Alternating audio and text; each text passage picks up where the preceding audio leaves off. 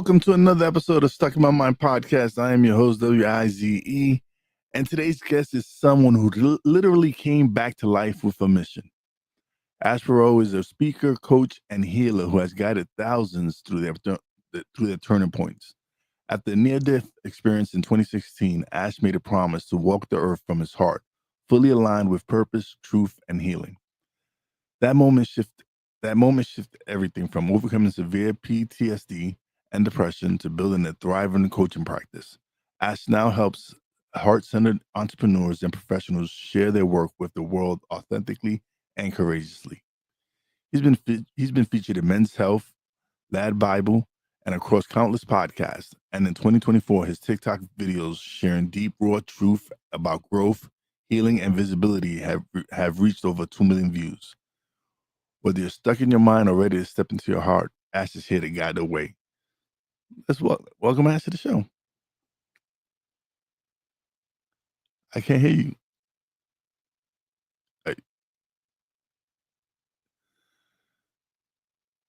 It was just on.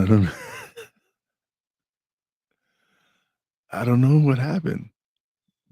Before we came on, he was working. Yeah.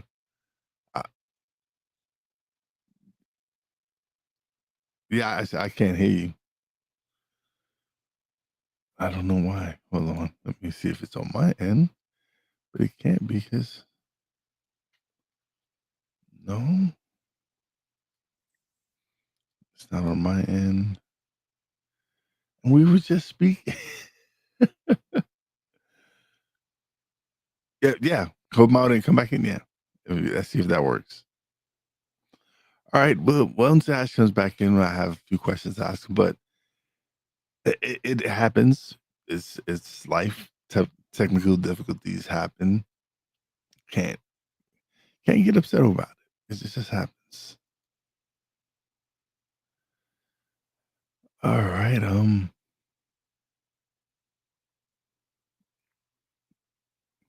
Yep. So if you're interested, here's a StreamYard link. If you're looking to do your podcast, if you're interested in doing a video podcast, I shared a StreamYard link. You can sign up. StreamYard is a great feature. I love using it. Let's see.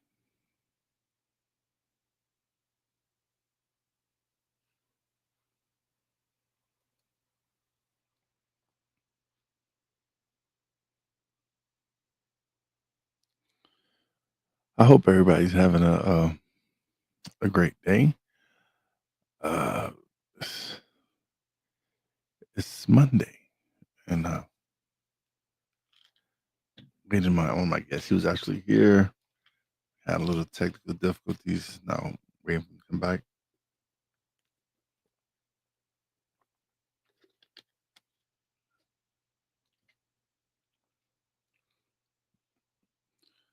But yeah, yeah, he just had to load in, load back in, load out and load. Had to get out and come back. Hopefully he'll come back in. There you go. All There you right. go. We got. Sorry about that. There was a. Sometimes my computer automatically connects to my phone Uh, to do the audio, and so I press disconnect, and yeah. But here, all the lights are lighting up. I'm like, okay, it's working at this end. What's going on? My apologies. it happens. Can't get upset. You gotta laugh about those things. Yeah, definitely. So you died and came back. What exactly did you feel and learn in that moment? So many things, so many, because there was one thing to have the experience, and then it's like for all of our experiences in life, it's one thing to have an experience. Then what do we do after? Right? Like I said, there's a turning point, and what really matters is what we do after. The turning point is the catalyst for the growth and the choices that we make that come after. So for me, I thought I had been living from my heart. I was doing my best, but life had been really hard with PTSD and depression and relationship issues, and my health was very poor. And I was doing my best, but life just wouldn't work. And so this experience that I had, there was this moment where I knew I was dying. I'd blacked out. I'd moved on, and I was saying that I wanted to stay, and I said that I want to stay for the work that I do and walk the planet from my heart. And when I said that on the other side, I instantly came back into my body, opened my eyes, they got a pulse, I could hear them saying he's breathing. And so I went, okay, over the next few months, it's like, okay, I wasn't living from my heart. Otherwise, that would not have happened in that moment. So how do I live from my heart? And so that's been the investigation over the last 8 years. Well, what shifted in your day to day life after you made that vow to walk from the heart? I think the biggest shift that happened was learning to trust myself all the time, and also learning to trust my guidance. So for me, I wouldn't listen to intuition, right? So if we kind of look at things in two different ways, one is we have our conditioning that we grow up from, and they're the rules that we taught as we grow up in our tribe, and that's how we survive in that tribe. Then there's also our inner guidance or our intuition that is telling us how to live, what to do. And for me that's connected to living from the heart, right? So often our conditioning, it's impatient, it's judgmental, it's highly critical. Our heart is compassionate and kind and generous and loving. And so we're often, and this is what I was doing, I was going from the critical side, whereas now I try and operate the best that I can because I'm still human and I still make mistakes. Try and operate from the heart side with self-compassion, compassion for others, and that changes my day all the time. Okay. How do you define being heart led in a world obsessed with strategy and hustle? So for me, the strategy and hustle, that's the mind, right? Like, so the ego or the mind, that it's obsessed with outcomes and survival, right? The heart, what it wants is our greatest good, as in for humanity, but also ourselves, right? And so it's hearing both of those things for me. So, okay, my mind's saying that I actually need to get up at 5 o'clock every morning and work harder. Whereas my heart is saying, you know what? Just step back a bit. Step back a bit. You don't have to push so hard. Where are you going by pushing so hard? You're just going to burn out.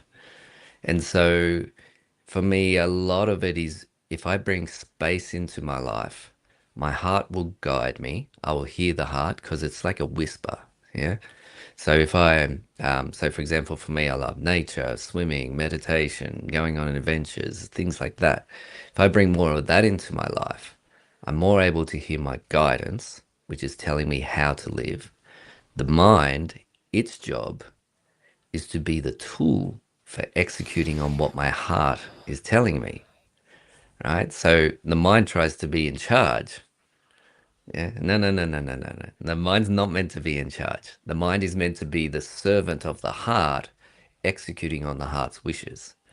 So that's, and it's a practice. It's not something I get right all the time. In fact, I go astray many times a day where the mind kicks in and I have my past conditioning of 50 years that comes in and it tries to dictate how I operate. But then with awareness and just being aware of what's happening, I can take a step back and go, hang on a second. I'm getting caught up in that story again of things being hard or that I have to push harder. You've been through PTSD and depression. What saved you during the darkest times? Great question, Wise. You ask really good questions. Uh, I would say what saved me was my daughter. So when I was in my darkest times, which was about 13 years ago, the I remember for a long time I was a musician, and I had a van, and I used to have this green rope and I would tie things down in the van. And there was about 3 months I couldn't even look at the rope. I just had it under the seat. And if I saw it, I would just look away because I was so scared I'd just take it out into the backyard and put it on a tree and you know what comes next. And I just kept thinking, I can't do that to my daughter. I can't do that to her. I can't leave her like that. And when I had my near death experience, that was also something I was like, oh, I don't want my daughter to be that girl whose dad died when she was 10 years old. Um, and so I always thought that having a child was going to be me giving unconditional love. But my lessons, time and time again, was it didn't matter what was happening in my life. This beautiful little girl just kept loving me and loving me and loving me. And so that's what really got me through those hardest times. How did your view on masculinity change through your healing journey? Mm.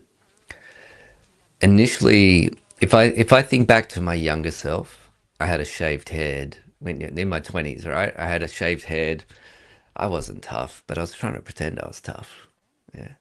And I was in listening to heavy metal music. Not that there's anything wrong with that, but that was the energy I was coming from, was like that dark masculinity. And over time, it's like, you know what? True masculinity is just being very comfortable in myself with whatever's happening. And people pick up on that. They're like, okay, this person has something about them that is assured. And so there's that aspect of masculinity. There's the aspect of doing what I say I'm going to do and following through and integrity and you know, for example, being on time for calls, being showing up where I'm going to say show up. I have this saying, right, with my stepson who's 13. I'm like, if he has things unfinished, I'm like, no, no, no, complete the mission, complete the mission. And so that's for me an aspect of masculinity and truth and honesty and being around other men who have that integrity. It changes everything.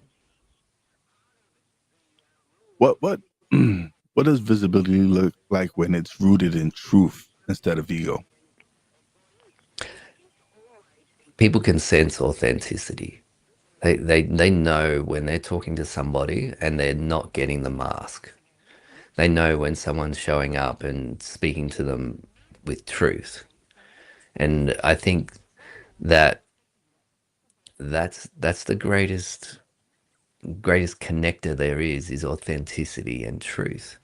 And we've been taught as we grow that we need to hide those things, those blemishes that we have on our body or in our personality. We need to hide them, but when we hide them, it makes us less relatable. There's a saying that I like, I can't remember who it comes from, but the saying is, don't ever be perfect because I won't be able to relate to you. Yeah. Whereas we're all striving for this sort of perfection, but it makes us unrelatable because, in fact, we all have these little glitches that happen. Yeah, yeah, that was something. I kind of when I first was starting the podcast, I didn't want to release it till it was perfect. I was making up excuses and not release, deleting, release. Oh, this didn't sound right. I wasn't until I finally just pressed record, uploaded, and released it, and from there it just started growing. But it took me finally facing that fear and just going up and releasing the episode and not worrying about what people would think about it or how I sounded because I knew with time I would just improve. Mm.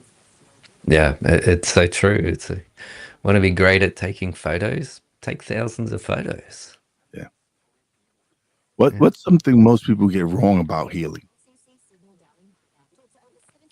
Well, the first thing that comes to mind is that we should always be progressing forward, right? Like that's the mind, right? Loves to connect A to B, very linear, right? That healing is like this. You start, you show up every day, you feel better and better and better and better every day, and it just keeps compounding like that every day. Whereas I more describe it like it's the way like a butterfly flies, right? It's like zigzagging. It kind of knows the direction it's going in, but it's like flying all up and down and all over the place, but it's still heading in that direction. And healing's like that. It requires being present, really being present. So, oh, okay, I'm really hurting today. This is really hard today. Okay. And just being present with that. And when just after my near death experience, I was in the ICU, and I remember saying to the nurse and thinking that this was out of character for me to have this. I was, I couldn't move. I was very, very ill. And I remember just saying to the nurse, I'm so grateful to know this level of suffering. I could have gone my whole life without knowing this level of suffering. And it was actually just a really beautiful moment for me to be in so much pain, to be, so sick, and knowing that there's people all over the world that go through that every day. And here I am just getting a taste of it. But that was healing, and that was being present with the moment, even though it was painful. Yeah, there's many moments if I reflect back in life where if I've been present with the true pain and just allowed it to be there rather than fighting it, there's beauty there. Mm, definitely. As a coach, how do you support someone who's terrified to be seen? Mm. It depends on the person, but we most of us have this fear of being seen, right? Absolutely. And the gosh, I've done so many podcasts and videos, gosh, hundreds and hundreds and hundreds of videos on social media and articles and all these things. But even this morning, it's like, okay, show up, because the little story in my head goes, oh, I don't feel like doing this today. Yeah. And it's like, okay, no, no, no. I hear you, story, Mm, but we're showing up today. We're going. Yeah.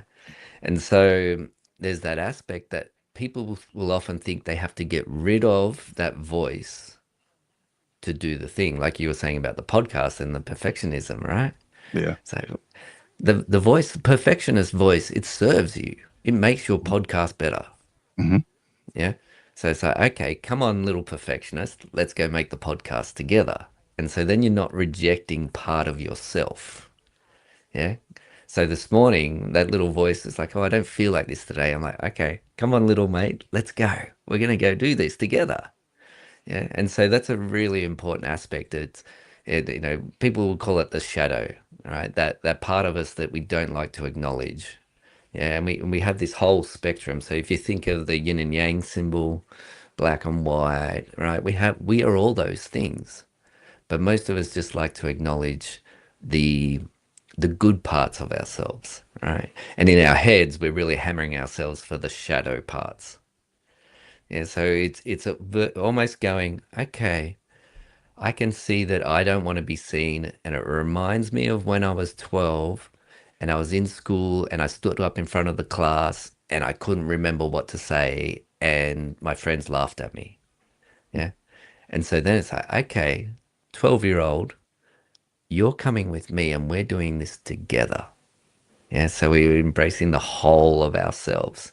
We're going to go do this together and connecting in with how that 12-year-old feels when we say, you're coming with me, right? Often that past version of us will be like so grateful that someone's going to take care of them and that they get included rather than rejected. So if we come back to perfectionism, right, there's somewhere along the line in your life you probably learned, actually, I need to be perfect and have things at a high standard to be liked, loved, accepted, whatever it might be.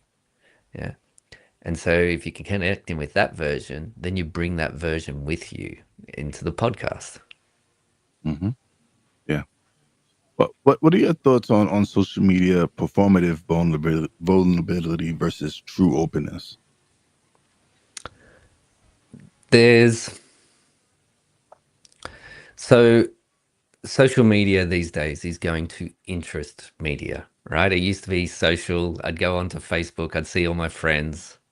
Now it's interest media. I go onto Instagram or TikTok or whatever it might be, and it's things I'm interested in, less Yeah. so the people that I'm connected with. Yeah. So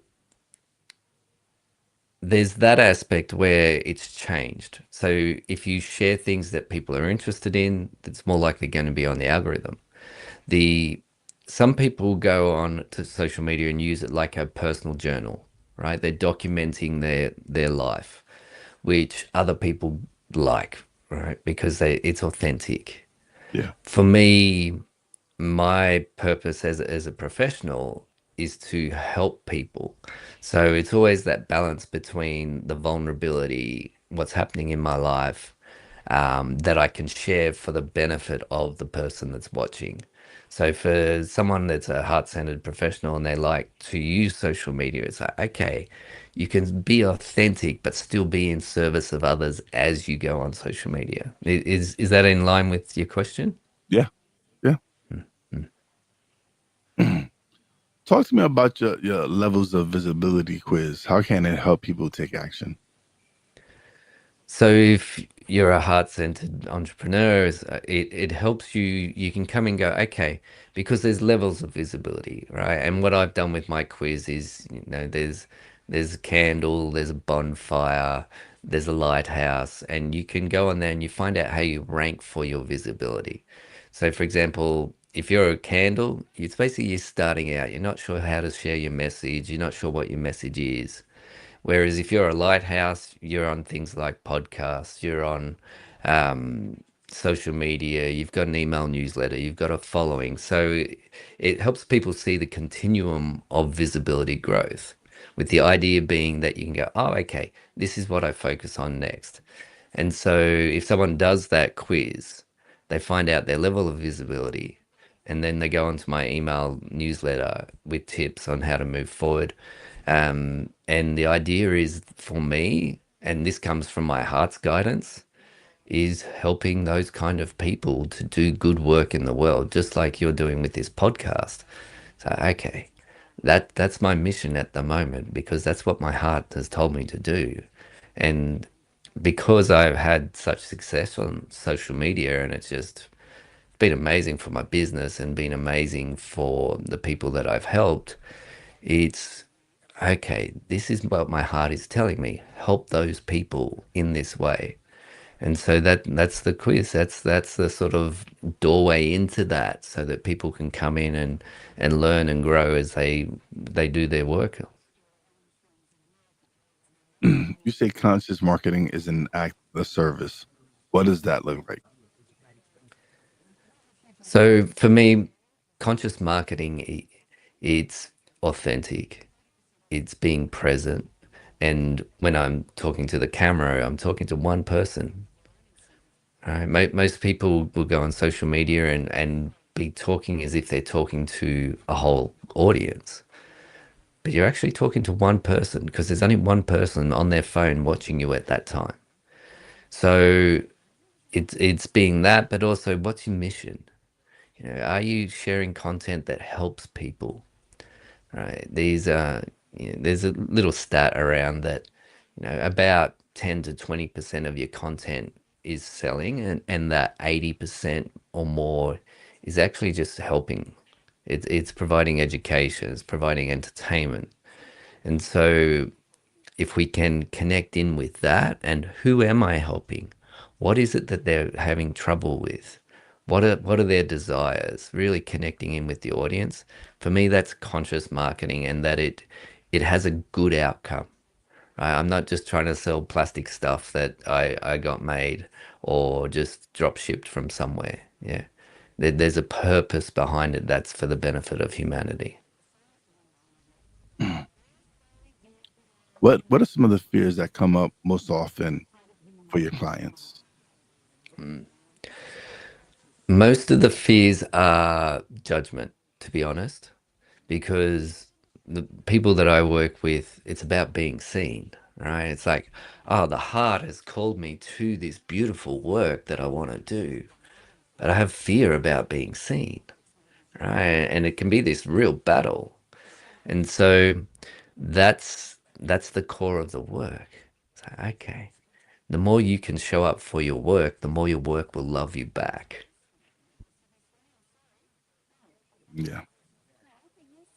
How has fatherhood or family life shaped the man you are today? So when I was a baby, I was adopted.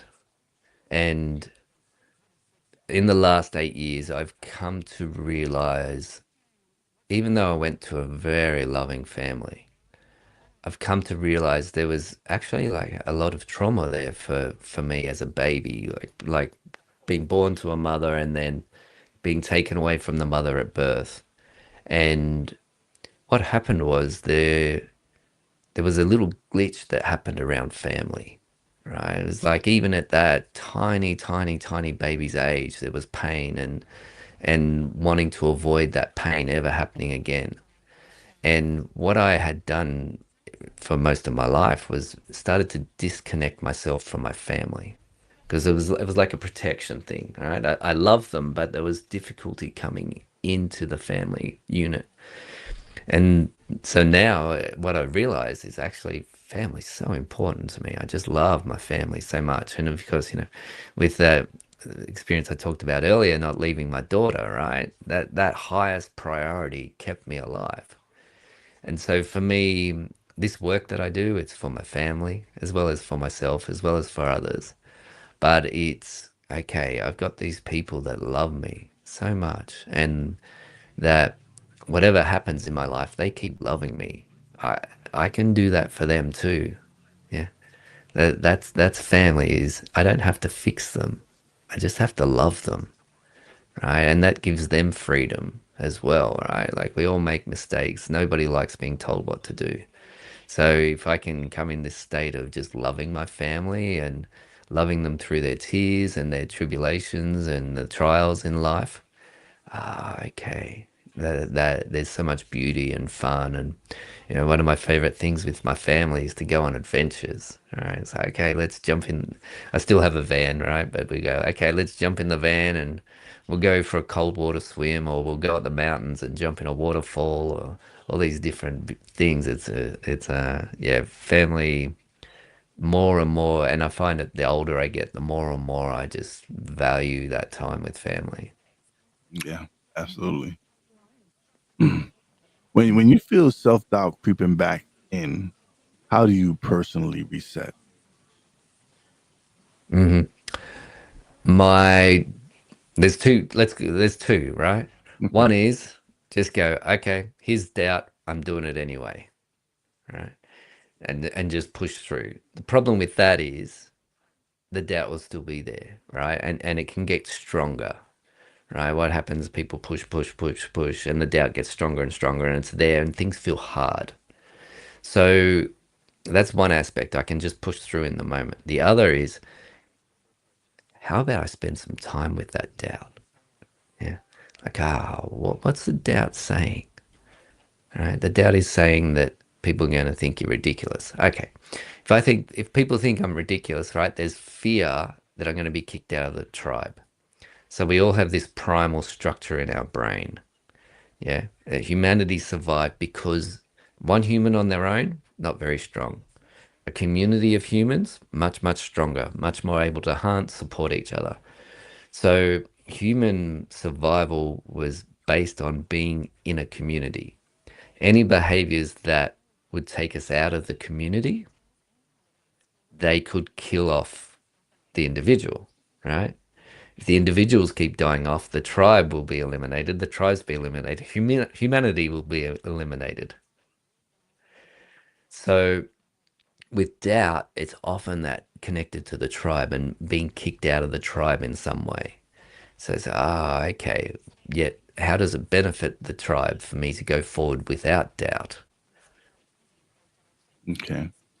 What role has creativity or art played in your healing journey? It's a great question. So, I've been a musician for a long time, and I'm still a musician. The last 12 months, I pressed pause on doing gigs, and which has been really nice. But I'm just starting to come back into doing gigs again. Um, it's just such a great way to be present and express. And I'll often just pick up a guitar and sing a song that's just whatever's here right now, right? And then the song's gone forever. Yeah. So, okay. If I acknowledge what's here, there's a lot of that in this podcast today, right? Talking about acknowledging what's here for us. Yeah. And so art does that, just being present with a painting or a drawing or clay or whatever it might be.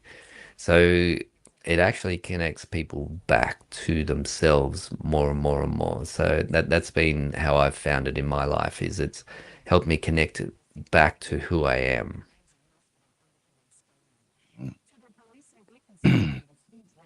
Do you believe every person has a purpose, or is purpose something we choose? Mm. I think there's there's commonality in purpose, in that for me, my purpose came about from me taking care of myself first. Yeah. So when I was healthy and happy, or shall we say fulfilled, then I was able to connect to my purpose, right? And my purpose is to be happy and fulfilled. Yeah. That's the fundamental thing. What makes me happy? What makes me fulfilled, right? Health makes me happy and fulfilled as well. So from that place, then I access purpose. Whereas some people come in the other way and they go, oh, I have this calling to do this in the world. And then they have to learn how to be healthy and happy while they're doing that role. Yeah, so for me, the purpose is actually to be happy, fulfilled, connected to others. And then if I'm that way, I have an impact on every person I interact with. That's purpose, and that our legacy comes from how we are with people. It's not monetary, right? So the way I am with my stepson, he will pass that on to his children because it gets hardwired in, right? And so that becomes part of his conditioning. And his children will then pass that on. So this kind of legacy idea of how we are, it can go for tens or hundreds or thousands of generations, and that's how humanity's changing on all these different branches, like tree roots, right? Everybody just working from their heart and helping each other and be connected and being as loving as they can. It's not a perfection; it's a practice. Yeah. And so that is what sort of is purpose, because it creates like this change in humanity. And of course the mind wants it right now, like, right, my mind thinks everything should be achieved this month or in 6 months or a year, but humanity, it's going for thousands, tens of thousands, hundreds of thousands of years, and it's not about me, it's about what comes next. What's been your most unexpected lesson since your near death experience? I would have to say that love in a relationship that is kind and connected and unbreakable, that is possible. So I'd always had problems with relationships. And then once I learnt to live from my heart, it naturally attracted a heart that vibrated the same, right? So my wife now, we're just locked in, right? We're together and it's a beautiful, loving relationship. Whereas in the past, there'd always been a lot of conflict. And yeah, always the fear of being kicked out of the tribe and the pain of that connection being broken and then trying to reconnect. And that was a very difficult place to live from. But now it's like, okay, true love, it's possible, and a relationship can be fulfilling and uplifting. Whereas in the past, it was actually, they can see in hindsight, they were draining relationships. How do you help men open their hearts without feeling weak or exposed? With presence. Yeah. Good It's answer. like, because the heart, it's always there. Yeah. It doesn't matter what's happening in my life. It doesn't matter if you're in prison or if you're a gardener in a bed of flowers, right? The heart is there. It's like, okay, with presence, you can come into the heart. And so a lot of the work I do with people is teaching them how to be present with their heart. Because that's the greatest gift there is. And it's there. It's just that in our upbringing, we've had to put protection on our heart. Yeah, so there's all these layers.